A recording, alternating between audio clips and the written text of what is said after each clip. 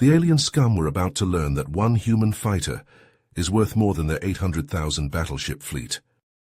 Paul Robertson, a grizzled and battle-hardened human fighter pilot, strapped into the cockpit of his heavily modified F-52 Raptor fighter.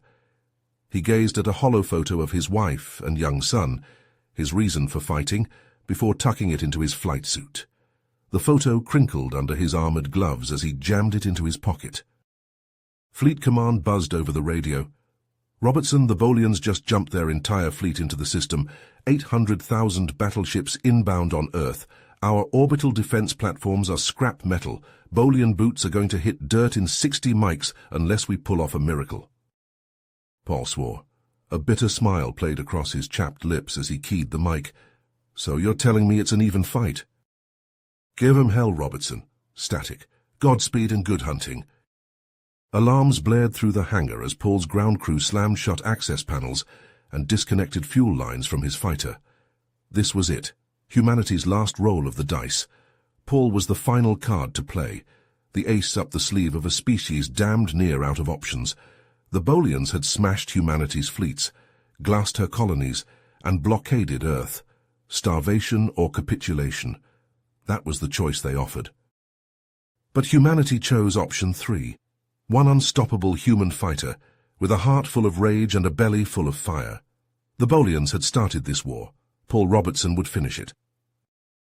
Vents belched steam as he fired up the engines. His fighter roared out of the hangar like an avenging angel, spitting plasma and playing the song of humanity's salvation on 30mm autocannons. One human against an alien armada. They should have brought more ships. Paul hit the afterburners and rocketed towards the waiting aliens. If he succeeded, Earth had a fighting chance. If he failed, humanity would burn. Time to show these alien bastards what happens when you piss off the human race. As the light from the exploding dreadnought faded, Paul's mind drifted back to the beginning of this conflict. He still remembered the cold shock and boiling rage he felt upon seeing the first reports of the unprovoked Bolian attack on the asteroid belt mining colonies. Thousands of unarmed men, women and children had been butchered like cattle, the survivors shackled and hauled away to Bolian slave camps. The news feeds had been full of weeping families, begging Earth's government to rescue their loved ones. But when Earth's ambassadors attempted to open a dialogue and negotiate the release of the hostages, they were rebuffed by the sneering Bolian emperor himself. Paul would never forget the galaxy-wide broadcast where that monster Corvus, resplendent in his gold-trimmed regalia, stood before the camera with the blood of human children dripping from his claws. The Emperor had gloated over the broken bodies of infants as he outlined his plans to exterminate the human race and plunder Earth's resources to fuel the Bolian war machine. The very next day, Earth had declared total war against the Bolian Empire. Paul, like so many others, had volunteered to fight in humanity's defense. In battle after battle, he witnessed unspeakable atrocities committed by the sadistic Bolians, mass graves overfilled with human civilians, POWs tortured to death on live streams, Bolian soldiers laughing as they used children for target practice. Each new horror only hardened Paul's resolve to make the enemy pay. Now as he closed to weapons range with the Bolian fleet, proximity alarms blared in Paul's cockpit. The radar showed incoming missiles rocketing towards his comparatively tiny ship. Paul gripped the flight stick, his jaw clenched as sweat trickled down his neck. Time seemed to slow as he juked and jinked, wrenching his fighter through maneuvers that would pulverize an ordinary human, his inertial dampeners struggling against the G-forces. The Bolian missiles streaked by, missing his craft by meters. Paul exhaled raggedly, his heart hammering against his ribs. That had been too close. As his fighter screamed towards the alien ships, Paul's targeting computer fed him grim data. The Bolian vessels were armed with weapons that made his own look like children's pop guns. Their hulls were comprised of an advanced alloy that shrugged off traditional weaponry. Humanity's best weapons useless. Earth's mightiest defender outclassed. But if Paul had learned one thing in this war, it was to never count out the tenacity and sheer bloody-mindedness of a pissed-off human. Gritting his teeth, Paul flipped the cover off the switch for his nuclear-tipped torpedoes, the doomsday weapons Earth's last resort. He had 4 left, 4 chances to even the odds. Paul selected the dreadnought at the center of the Bolian formation, the biggest and nastiest of the alien ships. He whispered a quick prayer to no one in particular and squeezed the trigger. The torpedoes leapt away, corkscrewing towards the dreadnought's command bridge. Point defense lasers flashed to life, stabbing at the incoming warheads. His heart in his throat, Paul watched the nukes slip through the defensive fire and detonate against the bridge view screen. For a moment, the atomic glare whited out his cockpit canopy.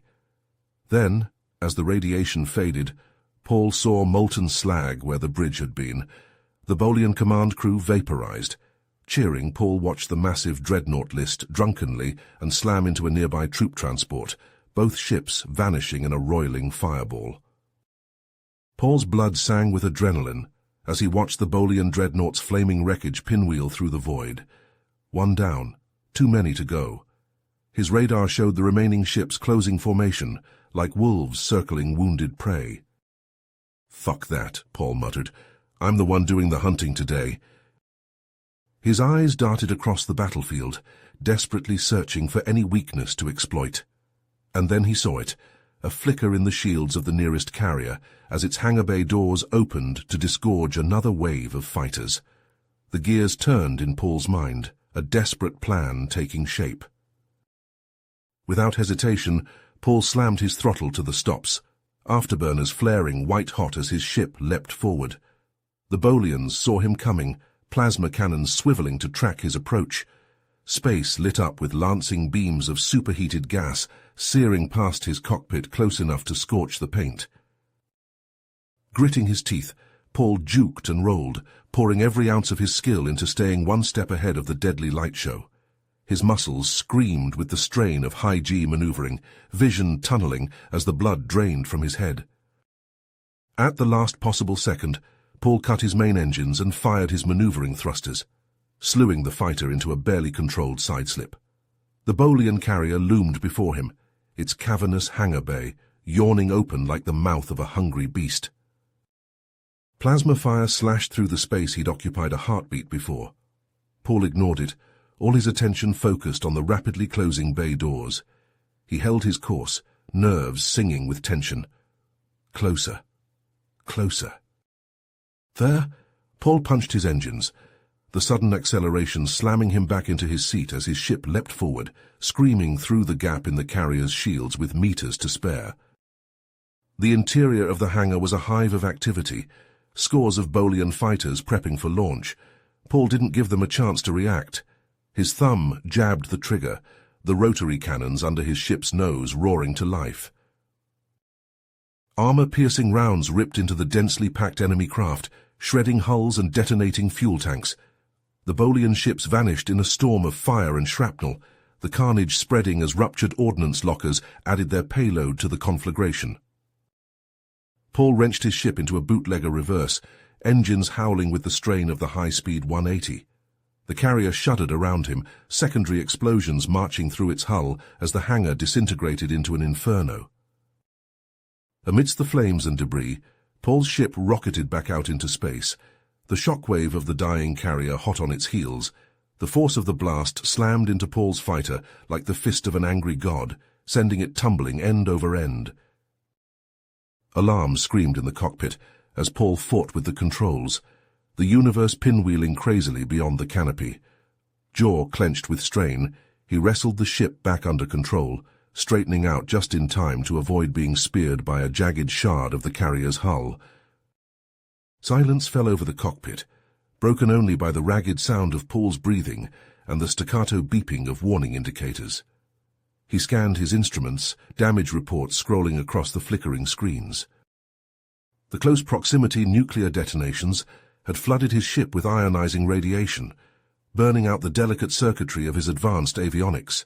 His sensors, ECM, and long-range comms were gone, reduced to useless dead weight.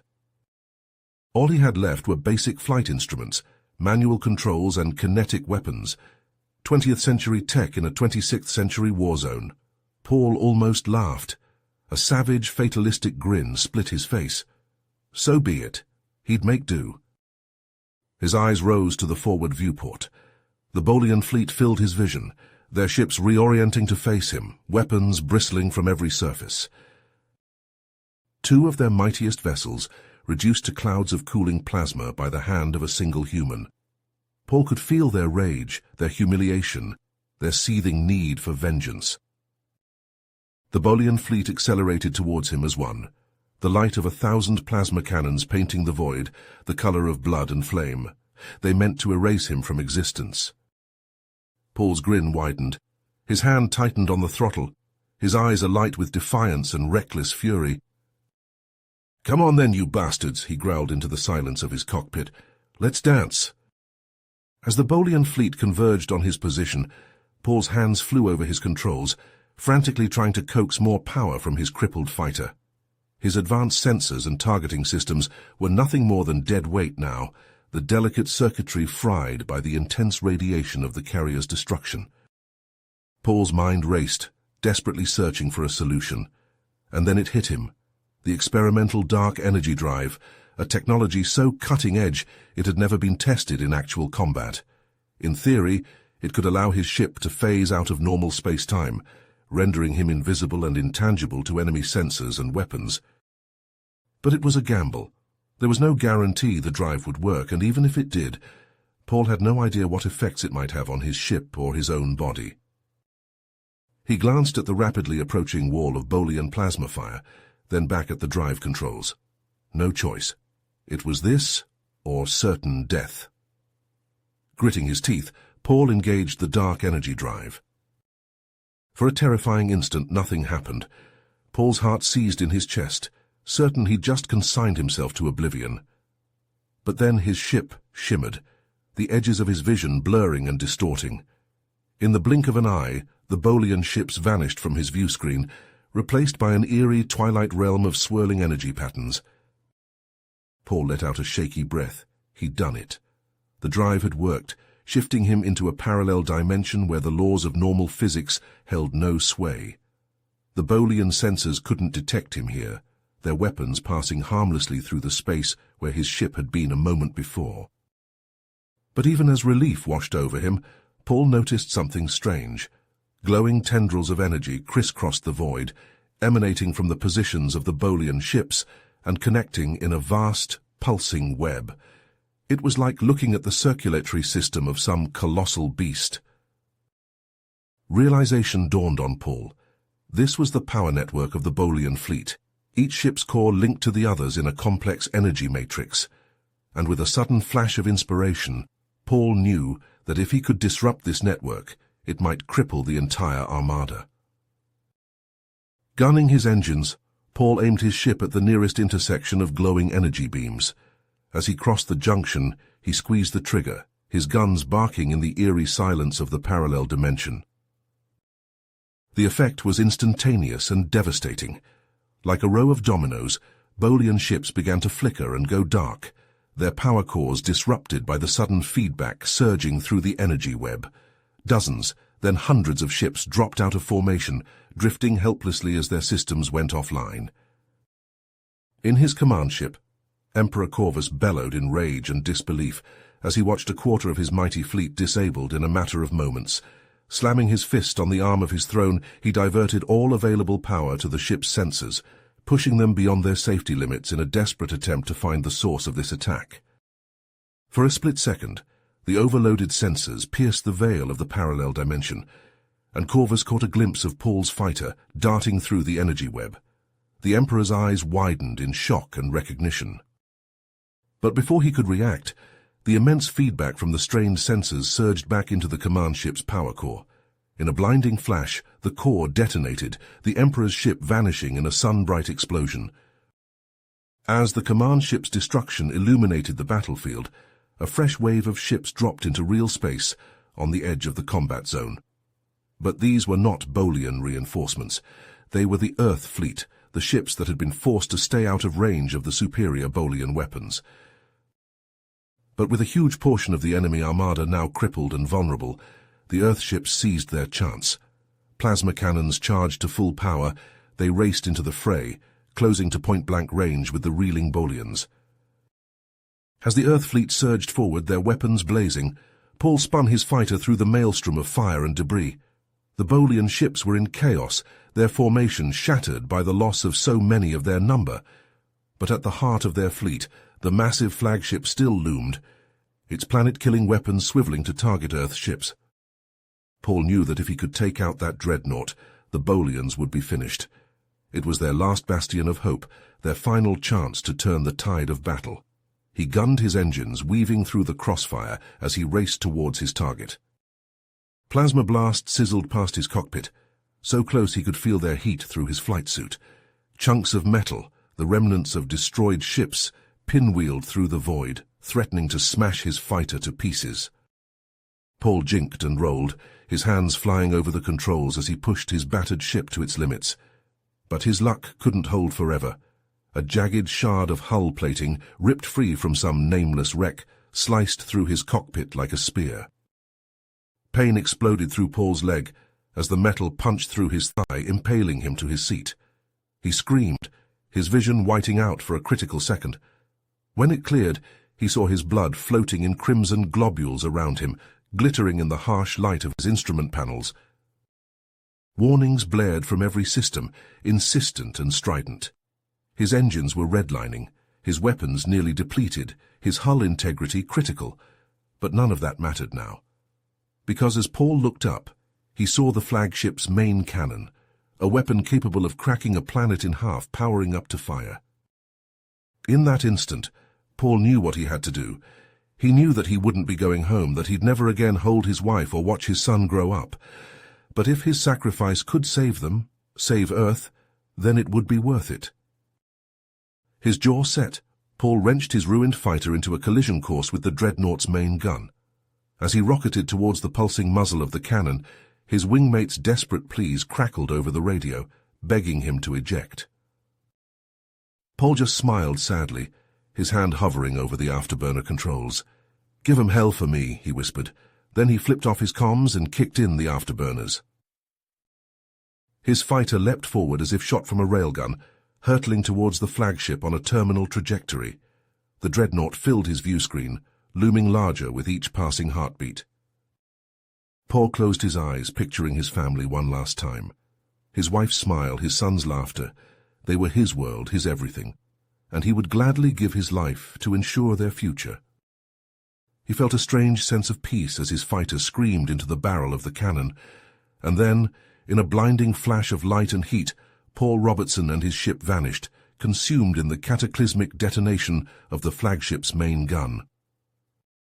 The explosion was titanic, a miniature supernova blooming at the heart of the Bolian fleet. The dreadnought shattered like glass, massive chunks of its hull careening through space. Secondary blasts rippled across its superstructure as its reactors went critical, tearing the ship apart from the inside out. The loss of their flagship and their emperor was the final blow for the Bolians. Their fleet, once so proud and mighty, fell into disarray, ships scattering like frightened birds. Earth's forces pressed their advantage, harrying the retreating Bolians, forcing their surrender. On the bridge of the lead Earth ship, the Admiral watched the Bolian fleet's rout with a mixture of triumph and sorrow. They had won, yes, the war was over. But the cost had been so high. Millions dead, worlds left in ruins, and Earth's greatest hero, lost in the final moments of the conflict. Far below on the night side of Earth, a woman and a young boy stood hand in hand, gazing up at the stars. Tears streaked the woman's face as she pointed to a bright new light in the sky, a star that hadn't been there the night before. "That's your daddy," she whispered to the boy, her voice breaking. "He's up there watching over us, and he'll always be with us no matter what." The boy nodded, his eyes wide and shining in the starlight. He lifted a small hand, reaching out towards the new star, as if he could touch it, could reach across the vast gulf of space and bring his father home. But even as his mother pulled him into a tight embrace, the boy knew that his father was gone, that he had given his life so that they could live. And he vowed that he would never forget his father's sacrifice, that he would grow up to be a man his dad would be proud of. In the heavens above, the new star pulsed brighter for a moment, as if in answer to the boy's unspoken promise. A final salute from a fallen hero, a man who had given everything for the sake of his family and his world. You have reached the end of the story. If you enjoyed this story and want to support us, please leave a like and subscribe to our channel, and for every comment that says 88, I will heart every single one of them. Thank you for your time.